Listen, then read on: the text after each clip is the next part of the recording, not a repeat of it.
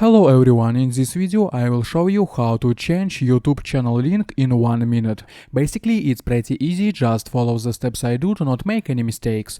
To make the video more informative, I will teach you how to change the username, channel name, picture, channel banner, your personal link and channel description. Watch this video to the end and you will not have to watch other videos on these issues. So on the main page, click on your logo in the upper right corner and go to the YouTube Studio. Next, on the left side, select Customization. Here you can customize your home page, then select Branding and see that here we can change the profile picture, banner image and video watermark. Be sure to read the recommendations from YouTube and upload images of the right size. Next, go to the free tab Basic Info. On this page you can change the name of your channel and handle. Add a description for your channel and make a personal link. You can also add a translation into another language, links to your social networks and email.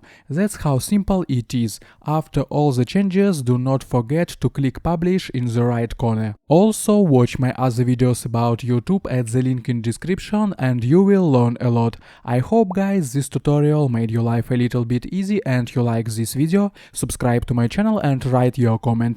Goodbye, have a nice day.